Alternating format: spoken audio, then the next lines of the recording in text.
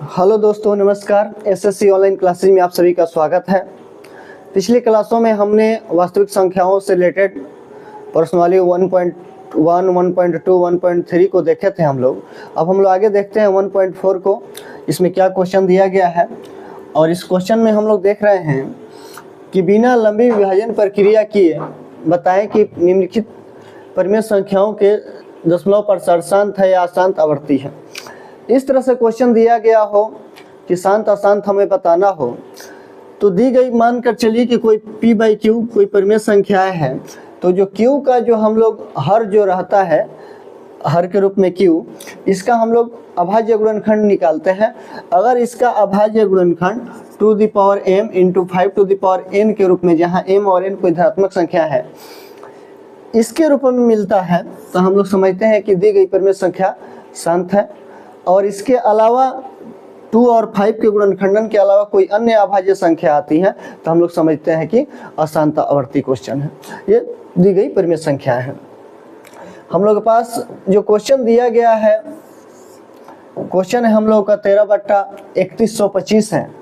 इस क्वेश्चन को हम लोग को अगर जानना है कि हम लोग को शांत है कि अशांत आवर्ती, तो इसके हम लोग नीचे वाला जो हर के रूप में जो दिया गया है 3125 यानी 3125, तो इसका हम लोग अभाज्य गुणनखंड करते हैं। और इसका अभाज्य गुणनखंड हम लोग को to the power m into 5 to the power n के रूप में अगर आता है, तो इसका मतलब है कि वो शांत है। और इसके अलावा अन्य कोई अभाज्य संख्या आएगा तो हम लोग अशांत आवर्ती समझेंगे। तो देखिए, इसका अगर हम लोग 3125 का फैक्टर करते हैं तो ये हम लोग को कितना हो जाएगा, 3 से कटेगा कि नहीं पहले हम लोग इधर देख लेते हैं। 4 2 6 5 11, 3 से तो नहीं कटेगा, 5 से कटाते हैं हम लोग। 6 5 30 हो गया, 1 2 5 10 और 2 50 25, फिर ये 5 से कटेगा हम लोग को 1 2 50 25 हो जाएगा, फिर 5 से 25 25 और फिर 25 में 5 इंटू 5 हो गया। इसका मतलब कि ऊपर जो है हम लोग को 13 रह गया, और इसको हम लोग 1 2 3 4 5 के पावर क्या लिख दिया हम लोग 5। इसको अगर हम लोग चाहे तो ऐसे भी लिख सकते हैं, to the power 0 into 5 to the power 5। तो हम लोग देख रहे हैं कि जो नीचे वाला जो ये हर के रूप में जो 3125 दिया गया था, यानी p बाई क्यू के रूप में जो ये p है और ये q है, तो q का जो गुणनखंड है हम लोग के पास क्या है, 2 के पावर 0 और 5 के पावर 5 हम लोग के रूप में आ गया। इस to the power m into 5 के पावर हम लोग को n के रूप में आ रहा है, इसलिए हम लोग को दी गई संख्या क्या है, ये शांत हो जाएगा। इसके अलावा भी हम लोग के पास दूसरा, ये तो पहला क्वेश्चन है, आप लोग के पास दूसरा क्वेश्चन यहाँ पर 17/8 दिया है। तो यहाँ पर भी हम लोग देख रहे हैं 17 8 और 8 का गुणनखंड हो जाएगा 2 इंटू 2 इंटू 2, तो इसका मतलब 2 दी पावर 3 निकला। ये भी हम लोग के पास, या अगर हम लोग 5 टू दी पावर क्या कर सकते हैं, इसमें 0 जोड़ दिए, इसका मतलब 5 के पावर 0 इक्वल टू 1। किसी भी संख्या का पावर अगर 0 रहता है तो उसका वैल्यू तो 1 हो जाता है, कोई मान में अंतर तो नहीं आ रहा है। तो इस तरह से हम लोग देख रहे हैं कि ये भी संख्या जो है, हम लोग जानते हैं कि कोई भी परिमेय संख्या अगर शांत रूप में रहती है तो उसका अभाज्य गुणनखंडन जो हरों का होता है वो टू दी पावर m और 5 टू दी पावर n के रूप में होती है। तो यहाँ पर भी हम लोग देख रहे हैं कि वो उस रूप में है, तो इसका मतलब ये भी हम लोग के पास क्या हो जाएगा, शांत हो जाएगा। तीसरा क्वेश्चन हम लोग के पास 64/455 दिया हुआ है। तो यहाँ पर भी हम लोग फिर क्या करते हैं कि देख लेते हैं हम लोग 455 का गुणनखंड करके, उसके बाद हम लोग के पास क्या आ रहा है उसे भी हम लोग देख लेते हैं।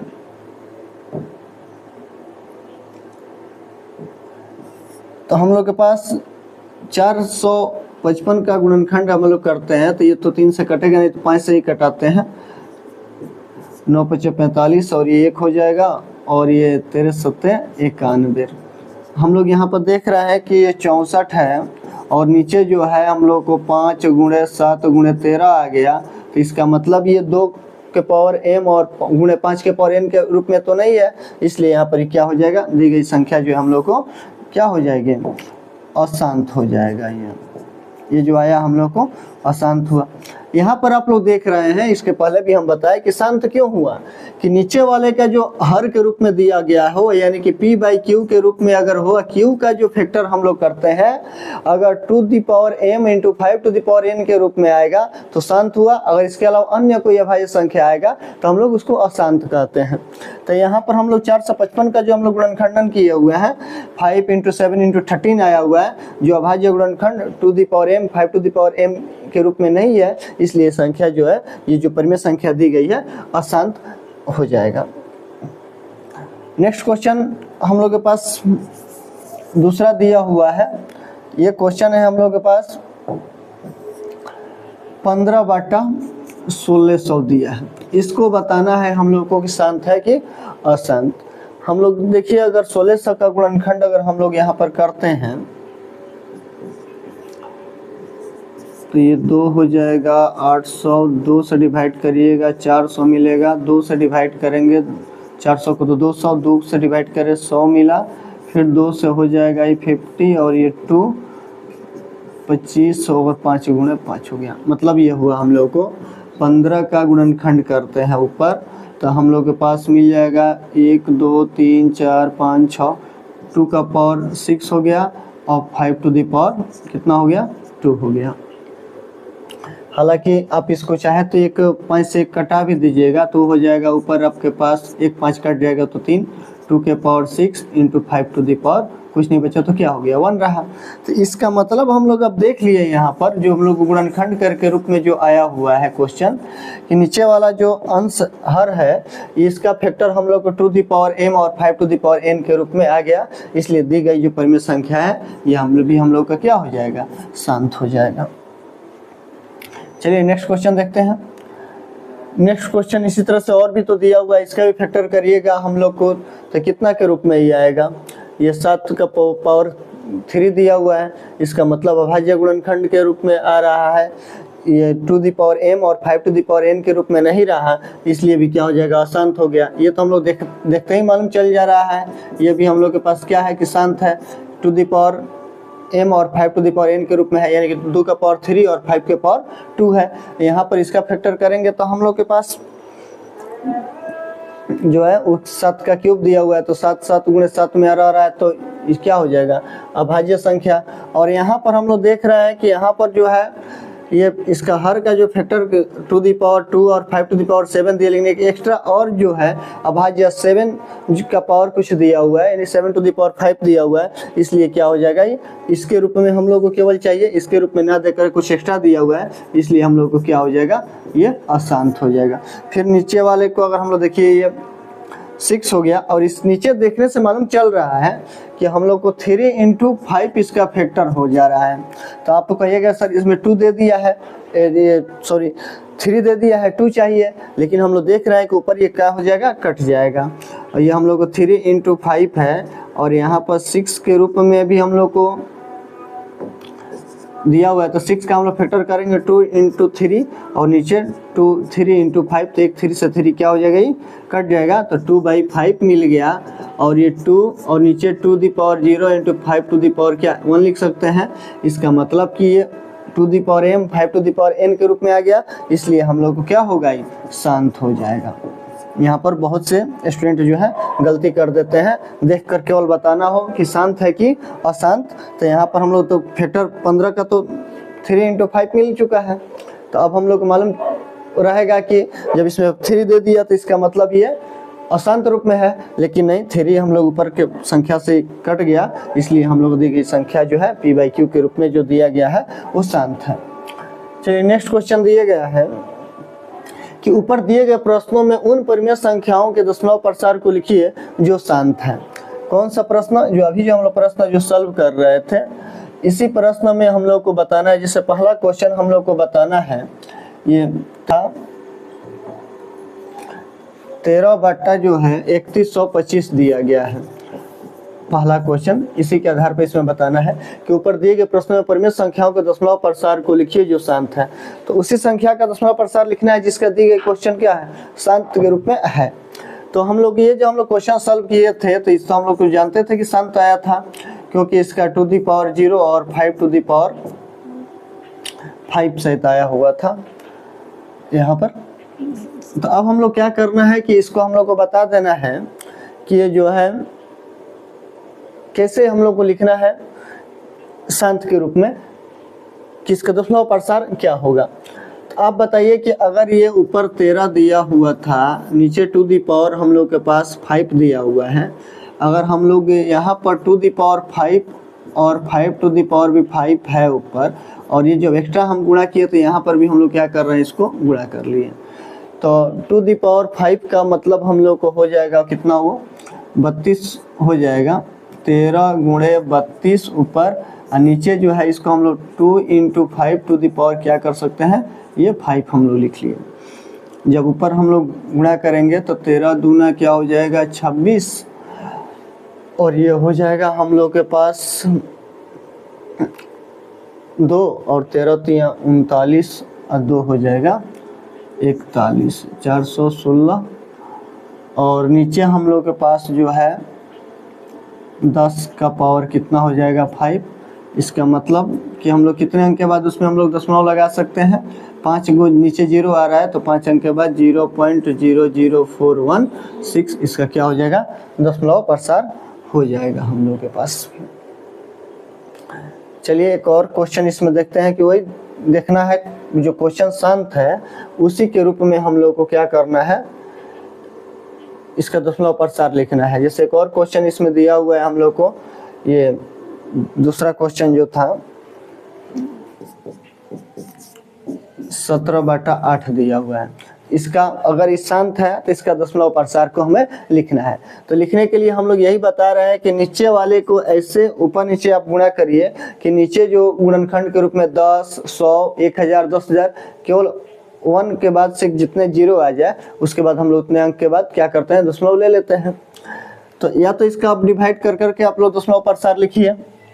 अगर हम लोग इसको 8 से डिवाइड करेंगे हम लोग 17 में, तब उसका दशमलव प्रसार लिखेंगे शांत करके। और नहीं तो इस तरह से हम लोग कर सकते हैं कि ऊपर 17 दिया हुआ है, 8 के लिए हम लोग 2 का पावर 3 लिखते हैं, और गुणा 5 के पावर कुछ नहीं है तो 0 है, तो ऊपर 17 है, और ये क्या किया कि हम लोग 5 का पावर ऊपर भी 3 से गुणा कर दिए, और नीचे 2 का पावर 3 है और 5 के पावर भी 3 है, तो दोनों कट जाएगा, कोई अंतर तो नहीं आएगा। अब ये हो जाएगा हम लोग को 17 और 5 के पावर 3 का मतलब हो गया हम लोग के पास 125, और नीचे इसको हम लोग 2 इंटू 5 टू दी पावर क्या कर दिए, 3 कर लिए। अब ऊपर हम लोग को क्या करना रहेगा, ये गुणा करना रहेगा। तो ये कितना हो जाएगा हम लोग के पास 17 × 5 = 85,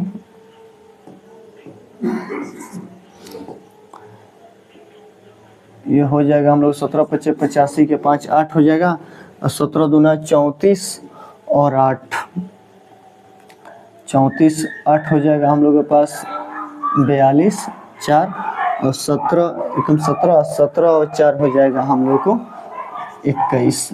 नीचे हो जाएगा हम लोग का, ये हो जाएगा 5 दूना 10 का पावर कितना 3, तो इसका मतलब कि 2125 और 10 का पावर 3 का मतलब हो गया 3 गो 0, और इसका दशमलव हम 3 गो 0 है तो 3 अंक के बाद दशमलव हम लोग लगा देंगे 2.125, इसका दशमलव प्रसार हो जाएगा। यानी कि नीचे वाले का ऊपर नीचे ऐसे गुणा करना रहेगा कि हम लोग को 10 के रूप में क्या हो जाए, नीचे आ जाए। नहीं तो आप इसको क्या करते हैं कि अगर हम लोग डिवाइड करके भी अगर हम लोग लिख सकते हैं, लेकिन क्वेश्चन में दिया गया था एक जगह बिना लंबी विभाजन प्रक्रिया किए, तो बिना लंबी विभाजन प्रक्रिया किए इस तरह से आप ऊपर नीचे गुणा करके आप लोग लिख सकते हैं। नहीं तो विभाजन विधि तो आप जानते ही हैं, 8 दूना कितना हो जाएगा, ये 16, 1 से बचेगा दशमलव दीजिएगा 0, 8 एकम फिर हो जाएगा ये 8, फिर कितना 0, 8 दूना 16 और 4 बचेगा, 8 बचे 40, पूरा पूरा कट जाएगा 40 ये। तो देखिए तो यहाँ भी वही आया हम लोग को, और यहाँ पर भी यही आया। इस तरह से क्वेश्चन को आप लोग देख करके इसको बना सकते हैं। चलिए नेक्स्ट क्वेश्चन देखते हैं। नेक्स्ट क्वेश्चन है कि कुछ वास्तविक संख्याओं के दशमलव प्रसार की नीचे दर्शाए गए हैं, और प्रत्येक स्थिति के लिए निर्धारित कीजिए कि यह परिमेय, यहाँ पर रहेगा, यह परिमेय संख्या है या नहीं। यदि यह परिमेय संख्या है और p/q के रूप की है तो q के अभाज्य गुणनखंड के बारे में आप क्या कह सकते हैं। देखिए हम लोग के पास जो यहाँ पर जो फर्स्ट क्वेश्चन इसमें दिया हुआ है,